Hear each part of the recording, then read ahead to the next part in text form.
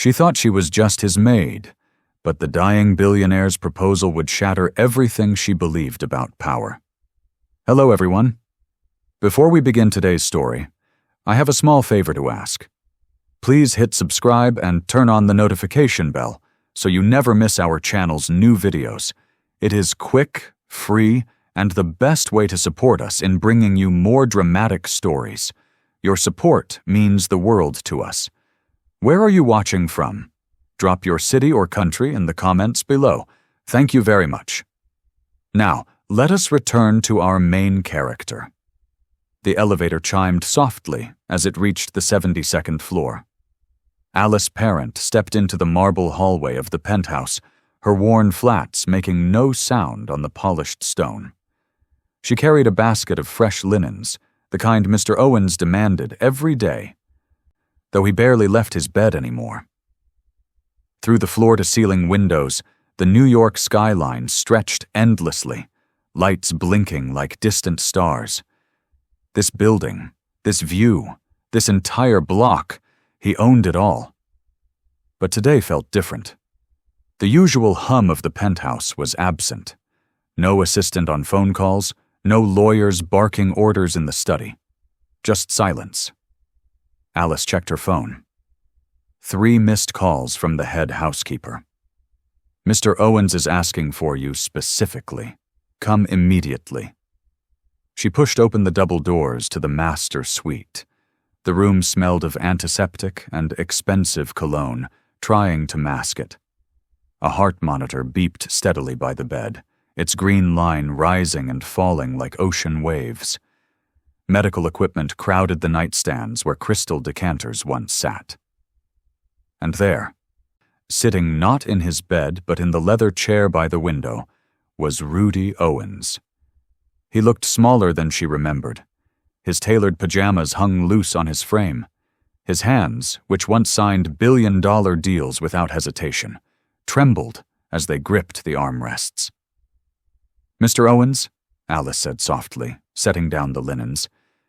"They said you needed me. Are you feeling all right?" He turned to face her, and she saw something in his eyes she had never seen in 10 years of service. Not command, not indifference, fear. "Alice?" His voice was rough, barely above a whisper. "I need to ask you something, and I need you to listen carefully before you answer." She stayed by the door, her heart suddenly racing, though she did not know why. "My nephew visited yesterday," Rudy continued, his gaze drifting to the window, to the empire below. "Marcus. He thinks I do not know, but I heard him on the phone with his lawyers. The moment I am gone, he will liquidate everything. Every company, every foundation, every program I built. He will sell it all for parts." Alice's breath caught. She had seen Marcus twice. Both times he had looked at her like she was furniture. Rudy's hand reached out, trembling, gesturing for her to come closer. She did not move immediately. Something had shifted in the room, in the air between them. Finally, she walked forward, stopping a few feet from his chair. "There is only one way to stop him," Rudy said, his eyes finding hers, searching them. "I need to marry before I die. The inheritance laws, the trusts, everything would transfer to my spouse, not my nephew." Alice's mouth went dry. "Mr. Owens, I do not—" "Marry me." "Alice!" The words hung in the air like smoke. The heart monitor continued its steady beep. Outside, a helicopter passed, its lights sweeping across the window. "You will be the wealthiest woman in the city," he pressed, desperation creeping into his voice. "You will never have to work again. You can do anything, go anywhere. I will make sure the paperwork is ironclad. Please!" Alice stood there, looking down at the man who had never once asked about her life, who had treated her as invisible for a decade. The man who did not know her father's name, who did not know that his first million came from destroying everything her family had. Slowly, she moved closer. She did not kneel, did not rush to comfort him as she might have before. She simply stood at his level, her eyes steady, her voice calm. "I will marry you, Mr. Boer. Owens. His face flooded with relief. His hand reached out to take hers. But, Alice continued, her tone unchanging, I have one condition, and if you refuse, I walk out that door forever, and you can explain to Marcus why you died alone. The relief in Rudy's eyes flickered. He pulled his hand back slightly, studying her face as if seeing it for the first time. What condition? He asked carefully. Alice did not smile. She did not waver. You will spend your final month living in my quarters, the small room on the service floor, the one with the narrow bed and the broken heater. And I will live here, in your suite. You will eat where I eat, sleep where I sleep, walk in my shoes until you say, I do. The heart monitor seemed to beep louder in the silence that followed. If you want me to save your legacy, Alice said quietly, then you will learn what it means to live as I have lived, to be invisible, to be powerless. And when you understand that, maybe then you will deserve the life I am about to give you. Rudy Owens stared at her, his mouth slightly open, his hands gripping the armrests so hard his knuckles turned white. The city glittered beyond the window. The Empire waited. And Alice Parent, the woman he had never truly seen, stood before him like a queen delivering judgment. Rudy Owens had built empires by never showing weakness. He had stared down boardrooms, crushed competitors, and negotiated treaties with foreign governments. But right now, looking at Alice Parent standing before him with those steady, unflinching eyes, he felt something he had not felt in 30 years. Helplessness. You cannot be serious, he said, but his voice lacked conviction. The heart monitor beeped 3 times before she answered. I am completely serious, Mr. Owens. He tried to stand, but his legs betrayed him. He fell back into the chair, breathing hard. The penthouse seemed to tilt. Alice, I am offering you everything. Billions. Freedom. You can travel, buy anything, live anywhere in the world. And you want to humiliate me? In my own home? Alice's expression did not change. She had practiced this moment in her mind 1,000 times, rehearsed it in the dark while scrubbing floors he would walk across without noticing. I do not want to humiliate you, Mr. Owens. I want to save you. Save me? He laughed, sharp and bitter. I am dying. There is no saving. Your body is dying, Alice said quietly, but your soul is already dead. And I will not marry a ghost. The words landed like stones in water. Rudy stared at her, his chest rising and falling rapidly. The oxygen tank hissed softly beside him. Why? He finally asked, his voice breaking. Why would you do this? Alice looked past him, out at the city lights. She thought of her father's face the day the factory closed. She thought of 10 years of invisible hands, invisible words, invisible pain. Because someone once told me that grace is not giving people what they deserve. It is giving them what they need. Rudy closed his eyes. His nephew's voice echoed in his memory. Pathetic old man. Should have died 10 years ago. If he refused Alice's condition, Marcus would win. The company would be gutted, the employees laid off, the foundations dissolved. Everything he had built, reduced to quarterly profits for hedge funds. But if he agreed to this madness, this role reversal, he would spend his final days sleeping on a cot in a room smaller than his closet, eating leftovers in a basement kitchen, being served by people who had served him. The humiliation would be exquisite. The irony would be complete. He opened his eyes and found Alice still watching him, waiting. Not with triumph, not with pity, just patience. How long? He asked hoarsely. 1 month, Alice said, or until you can look me in the eye and call me by my name without flinching. Rudy swallowed hard. I have called you Alice for 10 years. No, Mr. Owens, she said softly, and for the first time, he saw something flicker in her expression. something that looked almost like sorrow. You have called me the help. You have called me you there, but you have never once said my name like I was a person standing in front of you. His throat tightened. He wanted to argue, to defend himself, but the words died unspoken. Do we have an agreement? Alice asked. Rudy Owens, master of the universe, nodded once. Yes. The service elevator descended with a metallic groan that Rudy had never heard before. He clutched a single leather duffel bag, the kind he used to take to the Hamptons for weekends. Everything he was allowed to bring fit inside. Alice had been very clear about that. The doors opened on sub-level 2. The hallway was concrete and fluorescent lighting, harsh and buzzing. His shoes echoed differently here. No marble to soften the sound. Room 7B was at the end of the corridor, next to the laundry room. The door was already open. Alice stood inside, waiting. This is it? Rudy asked, his voice barely masking the disbelief. This is it. The room was perhaps 12 feet across, a narrow bed pressed against one wall, covered with a thin gray blanket, a metal desk, a lamp with a crack in the shade, a single window near the ceiling, showing only the bottom half of a dumpster outside. The bathroom was through a door so narrow he would have to turn sideways. He could hear water dripping somewhere. The radiator does not work very well, Alice said, her tone neutral. You will need extra blankets. The hot water runs out quickly, so shower fast or wait until after 10 when everyone else is done. Breakfast is at 6 in the staff kitchen. If you miss it, you miss it. Rudy set down his bag and immediately felt the cold seeping up through the concrete floor.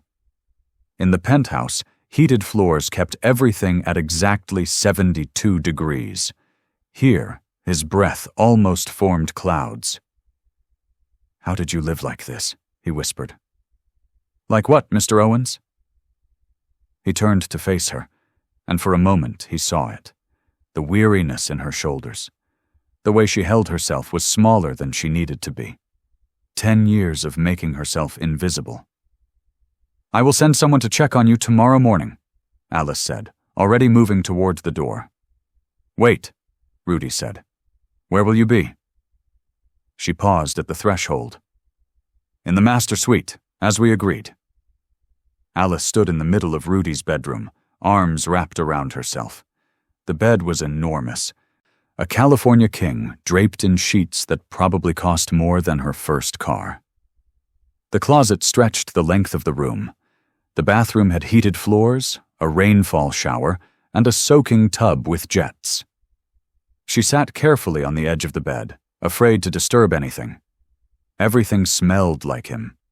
Expensive cologne, leather, power. She did not belong here. A knock startled her. Maria, one of the housekeepers, stood in the doorway, her eyes wide with confusion.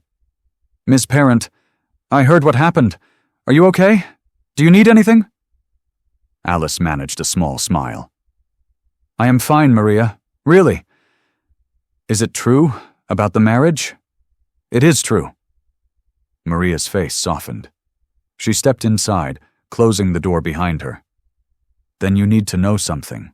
Whatever you need, whatever you are doing, the staff is with you. We have watched you for years. You are one of us, and if you are doing this, there is a good reason. Alice felt her throat tighten. Thank you. Maria nodded once, then left quietly.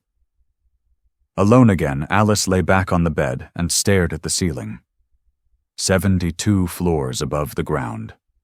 So high she could not hear the city. The silence felt like drowning. The staff kitchen was nothing like the penthouse dining room. There were no linen napkins, no crystal glasses catching light. Just metal chairs scraping linoleum and the smell of reheated casserole. Rudy sat at the corner of the long table, a plastic tray in front of him, trying to ignore the stares. Maria was there, along with 2 other housekeepers, the night security guard, and a maintenance worker still wearing grease-stained coveralls.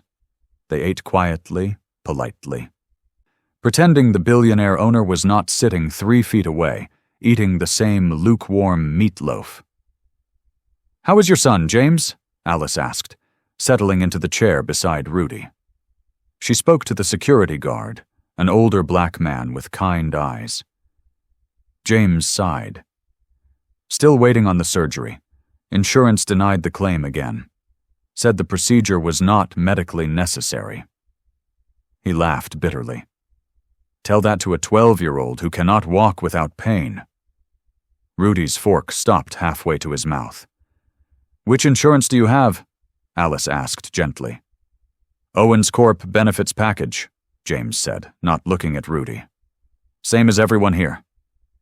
The meatloaf turned to ash in Rudy's mouth. He had signed off on the benefits restructuring 3 years ago. Cut costs by 15%. Increased shareholder value. The board had applauded. Maria spoke up next. "My daughter had to drop out of community college, could not afford it, and help with rent. The cost of living raise we were promised never came through." Another voice. "I work 60 hours some weeks and still qualify for food assistance." Rudy set down his fork. His hands were shaking again, but not from the illness. "I did not know," he whispered. Alice turned to him, her voice low. "You never asked." Later that night, Rudy's coughing fit woke half the service floor. Alice appeared in his doorway within minutes, still wearing the silk robe that had hung in the penthouse closet. It looked strange on her. Beautiful, but strange. She did not ask permission. She simply came to his bedside, helped him sit up, and held a glass of water to his lips while he struggled to breathe. "Slow breaths, Mr. Owens." "In through your nose." He obeyed, clutching her arm for balance. When the fit finally passed, he found himself leaning against her shoulder, exhausted and trembling. She did not pull away. "I am sorry," he rasped. "For waking me? For all of it." Alice was quiet for a long moment. Her hand, almost without thinking, smoothed the hair back from his forehead the way she might comfort a child. It was such a simple gesture. No one had touched him like that in years. "Apologies mean nothing without change, Mr. Owens." "Rudy," he said softly. "My name is Rudy." Her hand stilled. In the darkness of the small room, with only the light from the hallway spilling across the floor, he felt her breath catch. "Rudy," she repeated, testing the name. "Get some rest." But she did not leave. Not yet. She stayed until his breathing steadied. Until the fear left his eyes. Until he finally slept. Marcus Owens arrived unannounced on a Tuesday morning, his Armani suit crisp despite the humidity. He swept past the doorman with the entitlement of someone who believed he already owned the building. In 6 weeks, maybe less, he would. But when he stepped off the elevator on the 72nd floor, everything felt wrong. The penthouse door was answered not by his dying uncle, but by Alice's parent. She wore a cream blouse and tailored slacks, not the maid's uniform he remembered. Behind her, he could see the master suite, sunlight streaming through windows his uncle usually kept shuttered. "Mr. Owens is not receiving visitors today," Alice said calmly. Marcus's jaw tightened. "I am not a visitor. I am family. Where is he?" "Resting." "In the middle of the day?" Marcus pushed past her, scanning the room. The medical equipment was still there, but the bed was made. Empty. "What have you done? Where is my uncle?" "I told you, he is resting." Something in her tone made Marcus stop. He turned slowly, studying her face. She met his gaze without flinching, without the deference he expected from the help. "You are the maid," he said slowly, realization creeping in. "Why are you answering his door?" Alice smiled, but it did not reach her eyes. "I suggest you call before your next visit, Mr. Owens. Good day." She closed the door in his face. The private investigator's report arrived 72 hours later. Marcus read it in his car, parked across the street from the building. 3 pages, employment history, references, known associates, and then, on the last page, a scanned photograph. A bankruptcy notice from 15 years ago. Parent Manufacturing, liquidated after a hostile acquisition. Owner, Thomas Parent. Marcus's pulse quickened. He pulled out his phone, scrolling through his uncle's old emails until he found it. The first deal Rudy ever closed. The foundation of his empire. Parent Manufacturing. "Got you," Marcus whispered. He caught Alice in the lobby the next evening. She was carrying groceries, looking tired but composed. Marcus stepped directly into her path. "Alice Parent," he said, letting the name hang in the air. "Daughter of Thomas Parent, the man my uncle destroyed." Alice's face remained perfectly still, but he saw it. The slightest tightening around her eyes. "I know what you're doing," Marcus continued, his voice low and venomous. "This marriage, this little charade. You think you are going to take everything he has as some kind of revenge for your pathetic father, but I will not let that happen." Alice shifted the grocery bag to her other hip. "Are you finished?" "I am giving you one chance to walk away. Leave now, and I will forget we ever had this conversation. Stay, and I will make sure everyone knows exactly who you are. The courts, the media, every board member. I will bury you in lawsuits and investigations until there is nothing left." Alice stepped closer, close enough that Marcus had to resist the urge to step back. "Your uncle is not the man you think he is," she said quietly, "and neither am I. Do your worst, Marcus. But know this, when the dust settles, only one of us will still be standing." She walked past him, her shoulders straight, her head high. Marcus watched her go. His hands clenched into fists. He pulled out his phone and dialed his lawyer. "We need to move faster," he said. "I want everything ready. The moment he signs those papers, I want them challenged." Rudy could not sleep. The radiator clanked and hissed, the sounds foreign and intrusive. He sat up in the narrow bed, reaching for the lamp on the metal desk. Its weak yellow light barely pushed back the darkness. He had been living in this room for 2 weeks, and only now did he notice the desk drawer was slightly ajar. Curiosity pulled him forward. Inside, he found the remnants of a life lived small, a few old receipts, a paperback novel with a cracked spine, a rosary with worn beads, and beneath it all, a photograph in a simple wooden frame, face down as if someone could not bear to look at it but could not throw it away either. Rudy lifted it carefully. The image was old, the colors faded to amber and cream. A man stood in front of a factory, his arm around a young girl who could not have been more than 8.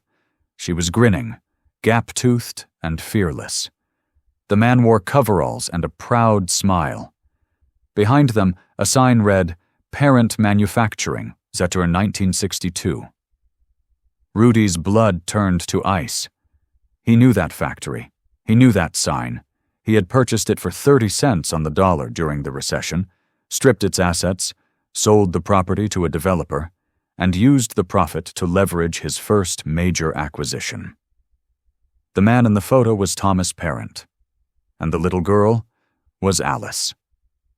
The frame slipped from his shaking hands, clattering onto the desk. His mind raced, connecting pieces he had been too blind to see. She had worked for him for 10 years. 10 years of proximity, of access, of patience. Was the medicine she brought him each morning tampered with? Were the meals she prepared laced with something slow-acting, undetectable? He thought of every glass of water she had handed him, every pill she had watched him swallow. His chest tightened. Not the illness this time. Pure terror. She had agreed to marry him too easily. The condition, the role reversal. It was all part of the plan. Make him weak, make him dependent, make him trust her. And then, when he was most vulnerable, finished what he had started 15 years ago. An eye for an eye, a life for a life. Rudy stumbled to the door, threw it open, and nearly collided with Alice in the hallway. She was in a nightgown, her hair loose around her shoulders, carrying a glass of warm milk. "I heard you moving around," she said gently. "I thought you might need... Stay away from me," Rudy gasped, backing into the room. Alice froze, confusion crossing her face. "Rudy, what is wrong?" "I know who you are," he said, his voice breaking. "I know what I did to your father. I know why you are really here." Her eyes dropped to the desk, to the overturned photograph. Understanding dawned slowly across her features. "Rudy, are you killing me?"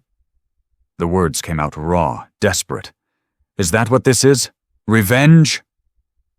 Alice stood perfectly still in the doorway, the glass of milk trembling in her hand. When she finally spoke, her voice was barely a whisper. "No, but maybe I should be." Alice set the glass down on the desk with deliberate care. The milk looked almost gray in the dim light. She did not move to comfort him, did not rush to explain. She simply closed the door behind her and leaned against it. "You want the truth?" she asked quietly. Rudy pressed himself against the wall, as far from her as the small room allowed. "Yes." "I came here 10 years ago to destroy you," Alice said, her voice steady despite the tears beginning to gather in her eyes. "I found out you were hiring. I made sure my application landed on the right desk. I wanted to be close enough to watch you suffer, close enough to see your empire crumble the way my father's did." Rudy felt his legs weaken. He slid down the wall until he was sitting on the cold floor. "My father never recovered from what you did," Alice continued. "He spent 5 years trying to rebuild. 5 years of rejection, of shame, of watching my mother work 3 jobs to keep us fed. And then one morning, I found him in the garage. He had written me a letter. Do you want to know what it said?" Rudy could not speak, could not breathe. It said, "I am sorry I could not be stronger. I am sorry I could not fight back. Tell your mother I love her." Alice's voice cracked. He was 47 years old. The silence stretched between them like a chasm. "So yes, Rudy, this started as revenge. I wanted to watch you die alone, forgotten, knowing that even your legacy would be torn apart by someone who did not care about anything you built."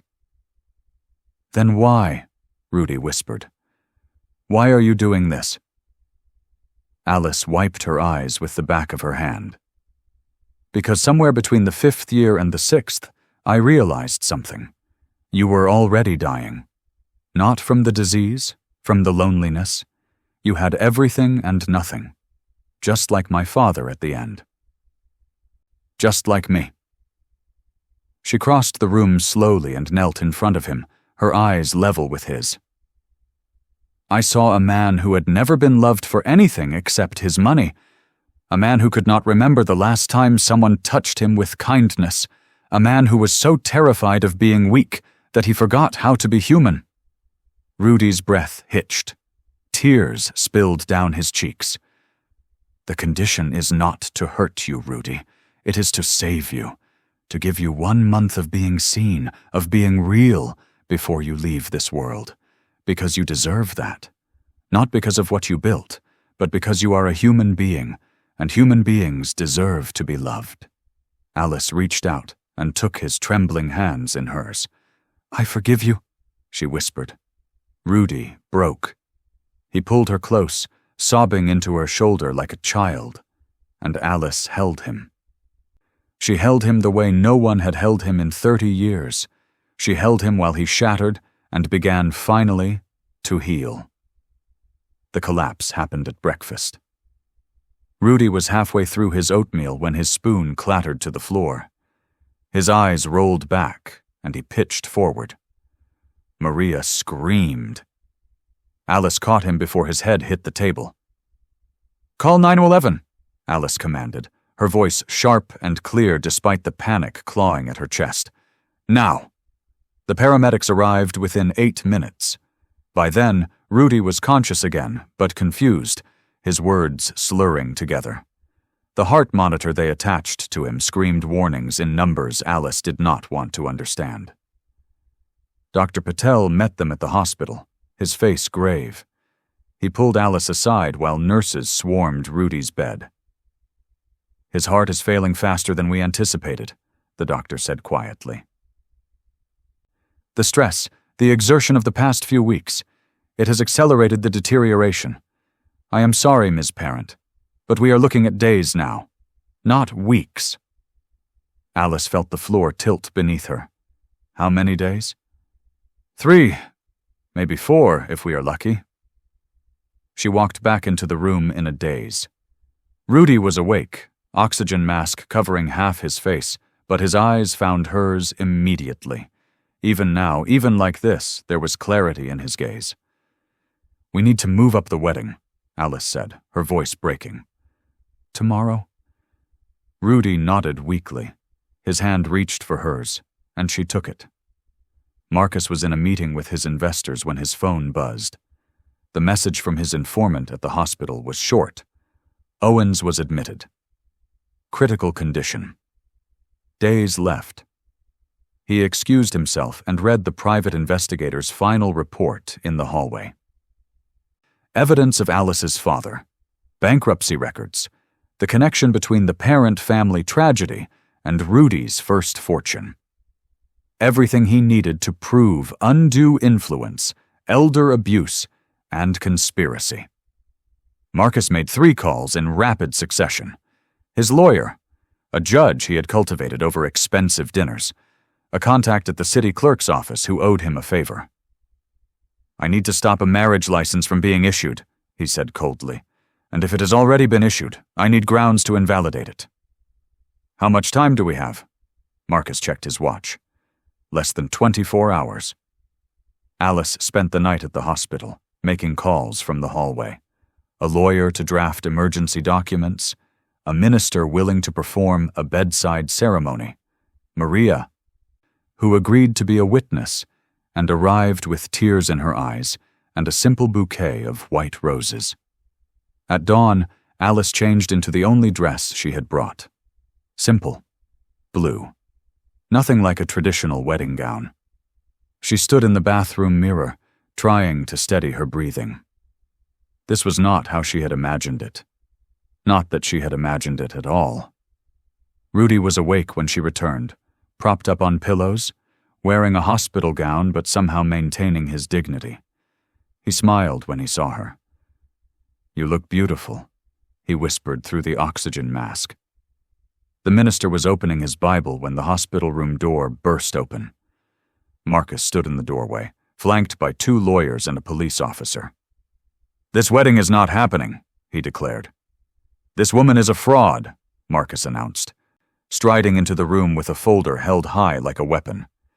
Alice Parent is the daughter of Thomas Parent, a man my uncle destroyed 15 years ago. This entire arrangement is elder abuse, undue influence, and conspiracy to commit fraud. The police officer looked uncomfortable. The lawyers flanked Marcus like sentries. Alice stood frozen beside Rudy's bed. The minister clutched his Bible, uncertain. Get out, Rudy said, his voice muffled by the oxygen mask but trembling with fury. He reached up with shaking hands and pulled the mask away from his face. Marcus, get out of this room. Uncle, she has manipulated you. I know who she is. Rudy's shout dissolved into coughing, but he forced himself to continue. I know exactly who Alice Parent is. I know what I did to her father. And I know that she has every reason to hate me, but she does not. The heart monitor's beeping accelerated. Dr. Patel appeared in the doorway, alarm spreading across his face. Mr. Owens, you need to calm down. No, Rudy gasped, struggling to sit up straighter. Alice moved to help him, but he held up a hand. He needed to do this himself. Marcus, you want to know the truth? This marriage was my idea. The condition, the role reversal, all of it. I begged her, because she is the only person in 30 years who has seen me as a human being instead of a bank account. Marcus's face reddened. You are not thinking clearly. The medication, the illness. I am thinking clearly for the first time in decades, Rudy said. His breathing was becoming labored. Alice Parent is the best person I have ever known. And if I have 1 month, 1 week, 1 day left to live, I want to spend it as her husband. He turned to Alice, and the love in his eyes was so raw it made her chest ache. So you can take your accusations and your lawyers and... The sentence never finished. Rudy's eyes went wide. His hand flew to his chest. The heart monitor erupted into a screaming alarm. Rudy! Alice lunged forward, catching him as he collapsed sideways. His weight fell against her, his breathing shallow and rapid. Everyone out! Dr. Patel shouted, rushing to the bed. Nurses flooded in. Marcus stumbled backward, his face pale. But Alice did not move. She cradled Rudy's head against her chest, her tears falling into his hair. Stay with me, she whispered. Please, Rudy, stay with me. His lips moved, forming words she could not hear over the chaos. The crash cart arrived, hands pulled at Alice, trying to separate them. Ma'am, you need to step back. I am not leaving him, Alice said, her voice steel. I am his fiancée. I am not leaving. They stabilized him. Barely. Dr. Patel warned that it was temporary, a final mercy before the inevitable. Rudy had hours at most. When Rudy opened his eyes again, the room was quiet. Marcus and his entourage had been escorted out. Only Alice remained, holding his hand, her thumb tracing gentle circles on his palm. Phone, Rudy whispered. Camera. Alice understood immediately. She pulled out her phone, hands trembling, and positioned it on the bedside table. She pressed record. Rudy took a shallow breath and looked directly into the lens. My name is Rudolph James Owens. Today is October 17th. I am of sound mind, though my body is failing. I want to state clearly and without coercion that I am marrying Alice Parent of my own free will. She has not manipulated me. She has saved me. His voice grew stronger, fueled by the last reserves of his will. Alice is the daughter of Thomas Parent, a man I destroyed in my pursuit of wealth. She had every reason to let me die alone and forgotten. Instead, she showed me grace. She showed me what it means to be human. Marcus, if you are watching this, you have already lost. Not the money. Your soul. He paused, gasping. Alice moved to stop the recording, but he shook his head. Alice Parent, I love you. Not for what you can give me, but for who you are. Thank you for seeing me. Alice stopped the recording, tears streaming down her face. The minister stepped forward quietly, opening his Bible. Maria stood as a witness, clutching her bouquet. The ceremony was simple. 3 sentences. 2 I do's. When it came time to sign the certificate, Rudy's hand shook so badly that Alice had to steady it, her fingers wrapped around his. His signature was barely legible. But it was there. Mrs. Owens, Rudy whispered, a smile breaking through the pain. Mr. Owens, Alice replied, kissing his forehead. He died 20 minutes later, his head resting against her shoulder, his hand in hers.